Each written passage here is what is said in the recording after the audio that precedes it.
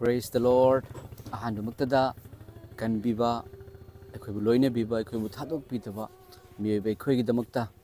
masagi chei kuntraga homdoi makhai surakpa matamda Calvary gi cross da akhoi gi pap gi damakta usin oiduna homni shuba numitta ashiba bujoi tawduna hingat piduna ngasi su loine biriba Emmanuel adugo taibang panbege aroiba matamda amuk loba lakpiga dawriba ningthau singi ningthau mapu singi mapu Prabhu Jesu Christa Jesus Christ ki sengthoiraba minglenda ai dayanan laisramna yengbiriba masung tabiriba pomnamakpu ikai khumna jabaga loinana yaifa mangol pizari nada yektaba tekta kaidaba phattabadagi kanbiba oisanu kanbibagi mapu Jesu Christana amen mayam aikoina khangnare social media da su hojik video kayama uzai madudi koi ramdam Manipur gi Anouba CM Anouba Chief Minister se kogi pabung yumnam khemchanna kogi Manipur gi Anouba Chief Minister gi famthol se paikre haiduna video social media da yamna uzai mayam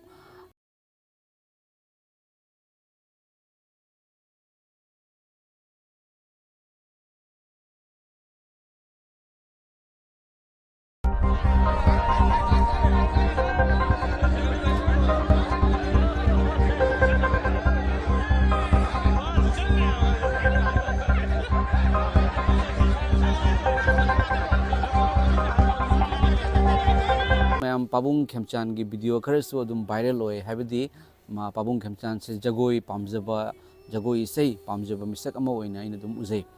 mayam ko awaba mikap mirau kholna thalaba langtak naraba misimina na thalaba akhoi gi iramda Manipur da ingthaba harauba nungaiba se purakpa oirasanu haibagi mayam aigi maikei shorgi mafamda su haizari hojik mayam video matega makatang yingminase akhoi pabung honorable pabung CM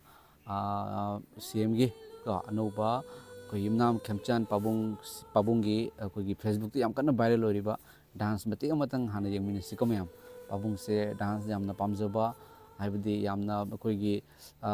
harau nungaiba pamjaba misak ama oina uzai mayam yengbiu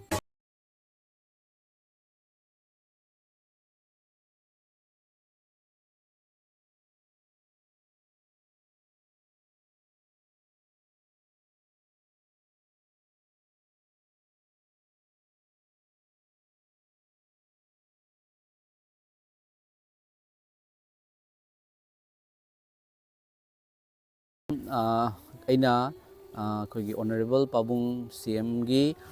video ma maki speech ama taba phangjai ase yamna thagatchai haibe speech ta jaba matamda yamna thagatchaba fauji madudi pabung na hai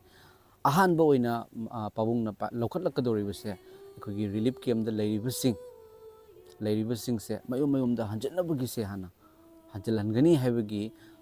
yamna athoiba wahai ma phongdok pirei mayam mase mayam pumnamakna pamnariba aduni maramdi relief camp da leiriba ima pabung chilana oichi chel sing mayam se nakalani makki yam wanarabani ko mayam yam jail da leibu dumaina chaningba masaba ngamda upai leitana ko mayum leina mayum do mai thadokibagi maramna mayam lan hobagi maramna ko yam sale relief camp da leiribase aduna mayum da hanjalhangani haibagi wahai se tajabada yam thagachei adu ikui dana aise kamjong chatpagi lambi da litang da khoi ga tinaba tangul masami hotel hangi ngak ta sangmani so tangul isil nau singda sida kaithen bami singse kugi gi sa sing kugi gi se sing naktani enang kitang pot level modi just cannot feel those ya hai ado ai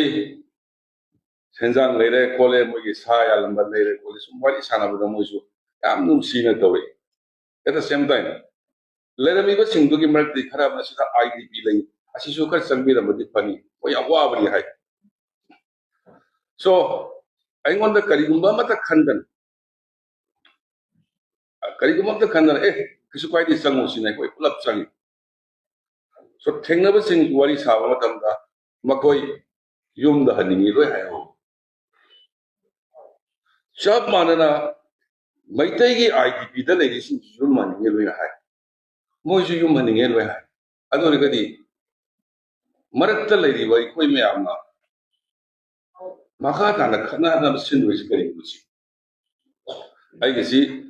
community amata haijab na teko kona makta haijab ni maramdi the component of Manipur is 36 community Manipur kanba Manipur si or Manipur sema isi community control boy sila pullaga sema ki samna New York Times da 1891 or male pagi New York Times da Jubraj Tikin visit ki more than 10,000 cookies soldier day. So I know the component of 36 communities in China Manipur Kalakunisi. Aduna, I quite upon the Kalakanda, Punna Minanaba, the Nasiki Mirongi, so called Zugated Haishira, Lardet Haishira, the Halaman Mapa Vivakiana, Masa, young generation Sibu, Pata Pirakanda, Sangaba, Nusinabayaba, Manipurama Seminasi and Haicharakanda, Tenunzari. mayamda ina ngasi opau semjebadi mayam ko mayamna prayer dominasi maramdi Bible na angam mathau singi makha polu haijaba nonjabada angam mathau singi damakta haijabiu maramdi angam mathau ama leibak ki luchingba maghan base asida ishorgi Prabhu Jesu gi khut yauri na haibi mayam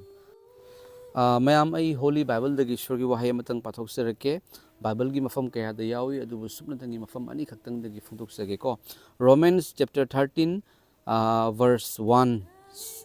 se mayam ai pathok sage mi khuding makna angam mathau singi makha pon gadabani maramdi ishor dagi nattaba angam mathau leite leiriba angam mathau sing asi ishor na thamlibani hai mayam amen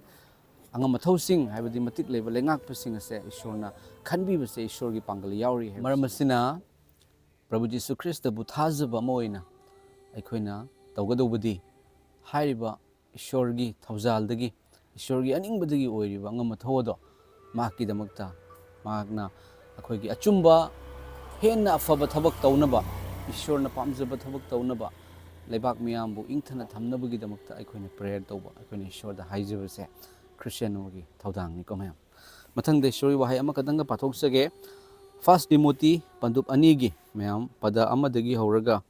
pada manga faubada maramaduna ahanba maktada aina thawgatchari madudi nonjabiba haijabiba wanombiba amasung thagatpiba si mi pomnamakkidamak ningthausingidamak amasung awangba phamda leibasinggidamak tawbiu masi aikoina chikna amasung ingna ishor ningbaga loinana amasung pukchel sengna hingnabani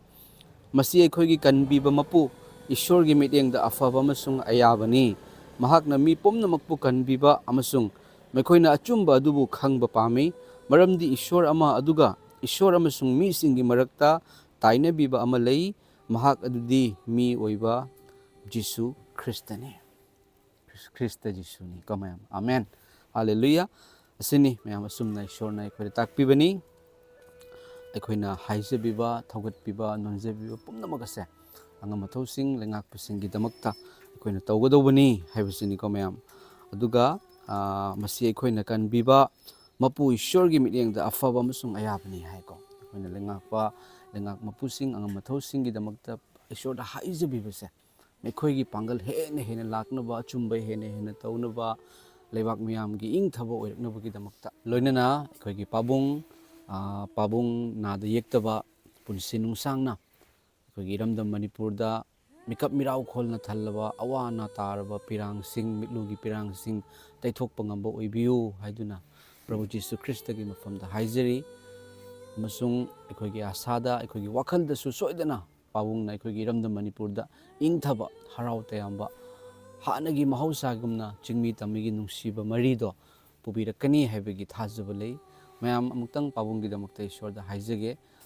thagatchari pa ishor ngasigi fazaba wapau si pana semanbibagi damak thagatchari Abrahamgi Isaacki Yakubki Israelgi ishor sarga malem taibang pan sembiba ahanba Adam amasung Hawa bu sembirakpa ipana hakpu thagatchari ipagi wahaina haibiri madudi hairiba angam mathosing lengakpasing ase ipana hakki thawjaldagi oibani nahakki aningbagi matunginani ipa aikoigi iramda Manipurda nahakki aningbagi matungina ingtha tapthaba amasung relief camp da leiribasing mayumda hanjanhanba pa ꯑꯗꯨꯒ ꯅꯨꯡꯁꯤꯕ ꯍꯥꯏꯕꯗꯣ ꯏꯄꯥ ꯅꯍꯥꯛꯅꯤ ꯅꯍꯥꯛꯀꯤ ꯅꯨꯡꯁꯤꯕꯗꯣ ꯅꯍꯥꯛꯅ ꯇꯥꯏꯕꯪ ꯄꯥꯟꯕꯗ ꯅꯆꯥꯅꯨꯄꯥ ꯊꯥꯕꯤꯔꯛꯇꯨꯅ ꯀꯥꯜꯕꯥꯔꯤꯒꯤ ꯀ꯭ꯔꯣꯁꯇ ꯄꯥꯡ ꯇꯤꯡꯍꯟꯕꯤꯕꯗꯣ ꯃꯤꯑꯣꯏꯕꯕꯨ ꯅꯨꯡꯁꯤꯕꯒꯤꯗꯃꯛꯇꯅꯤ ꯏꯄꯥ ꯍꯥꯏꯔꯤꯕ ꯅꯨꯡꯁꯤꯕꯗꯨ ꯂꯥꯛꯄ ꯑꯣꯏꯔꯁꯅꯨ ꯑꯩꯈꯣꯏ ꯑꯃꯠꯇꯅꯤ ꯍꯥꯏꯗꯨꯅ ꯑꯩꯈꯣꯏ ꯃꯅꯤꯄꯨꯔ ꯈꯛꯇ ꯅꯠꯇꯅ ꯅꯣꯔꯠ ꯏꯁꯁꯦ ꯑꯩꯈꯣꯏ ꯅꯣꯔꯠ ꯏꯁꯇ ꯂꯩꯔꯤꯕ ꯁ꯭ꯇꯦꯠꯁꯤꯡꯁꯦ ꯑꯩꯈꯣꯏ ꯄꯨꯟꯁꯤꯟꯕ ꯉꯝꯕ ꯑꯣꯏꯍꯟꯕꯤꯌꯨ ꯑꯗꯨꯒ ꯑꯩꯈꯣꯏꯒꯤ ꯄꯥꯕꯨꯡ ꯌꯨꯝꯅꯥꯝ ꯈꯦꯝꯆꯥꯟ ꯑꯩꯈꯣꯏꯒꯤ ꯏꯀꯥꯏ ꯈꯨꯝꯅꯖꯔꯤꯕ ꯑꯅꯧꯕ CM ꯑꯩꯈꯣꯏꯒꯤ ꯄꯥꯕꯨꯡ ꯑꯁꯤ ꯅꯥꯗ ꯌꯦꯛꯇꯕ ꯑꯅꯥ ꯑꯌꯦꯛ ꯌꯥꯎꯗꯅ ꯏꯄꯥ ꯏꯁꯣꯔ ꯍꯦꯟꯅ ꯂꯩꯕꯥꯛ ꯃꯤꯌꯥꯝꯒꯤ ꯌꯥꯏꯐꯅꯕ ꯊꯕꯛ ꯊꯧꯔꯝ ꯈꯨꯗꯤꯡꯃꯛ ꯄꯥꯏꯈꯠꯄ ꯉꯝꯕ ꯑꯣꯏꯍꯟꯕꯤꯌꯨ ꯍꯥꯏꯗꯨꯅ ꯏꯄꯥ ꯏꯁꯣꯔ ꯅꯍꯥꯛꯀꯤ ꯅꯆꯥꯅꯨꯄꯥ ꯅꯥꯖꯔꯠꯀꯤ ꯄ꯭ꯔꯚꯨ ꯖꯤꯁꯨ ꯈ꯭ꯔꯤꯁꯇ ꯑꯩꯈꯣꯏꯕꯨ ꯂꯣꯏꯅꯔꯤꯕ ꯏꯃꯥꯅꯨꯑꯦꯜꯒꯤ ꯃꯤꯡꯗ ꯑꯃꯨꯛ ꯂꯧꯕ ꯂꯥꯛꯄꯤꯒꯗꯧꯔꯤꯕ ꯏꯄꯥꯒꯤ ꯃꯤꯡꯗ ꯄ꯭ꯔꯥꯊꯅꯥ ꯀꯠꯆꯔꯤ ꯑꯥꯃꯦꯟ ꯄ꯭ꯔꯦꯁ ꯗ ꯂꯣꯔꯗ ꯃꯌꯥꯝ ꯑꯅꯧꯕ ꯌꯥꯏꯐꯕ ꯏꯪꯊꯕ ꯍꯔꯥꯎꯕ ꯋꯥꯠꯇ ꯄꯥꯗꯕ ꯃꯌꯥꯝ ꯃꯤꯀꯞ ꯃꯤꯔꯥꯎꯈꯣꯜ ꯌꯥꯎꯗꯕ ꯍꯥꯏꯕꯗꯣ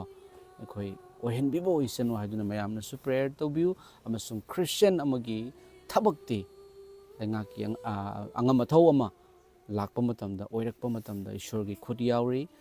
ꯃꯔꯝ ꯑꯗꯨꯅ ꯃꯥꯒꯤꯗꯃꯛꯇ ꯄ꯭ꯔꯦꯌꯔ ꯇꯧꯕꯁꯦ ꯑꯩꯈꯣꯏꯒꯤ ꯊꯧꯗꯥꯡꯅꯤ ꯍꯥꯏꯕꯁꯦ ꯐꯣꯡꯗꯣꯛꯆꯔꯒ ꯃꯄꯥꯎꯁꯤ ꯂꯣꯏꯁꯤꯟꯖꯔꯒꯦ ꯌꯦꯡꯕꯤꯔꯤꯕ ꯄꯨꯝꯅꯃꯛꯄꯨꯁꯨ ꯏꯁꯣꯔꯅ ꯁꯣꯛꯄꯤꯕ ꯑꯣꯏꯁꯅꯨ ꯑꯗꯣꯝꯒꯤ ꯀꯃꯦꯟ ꯀꯔꯤ ꯂꯩ ꯍꯥꯏꯕ ꯐꯣꯡꯗꯣꯛꯄꯤꯔꯝꯃꯨ ꯄ꯭ꯔꯦꯁ ꯗ ꯂꯣꯔꯗ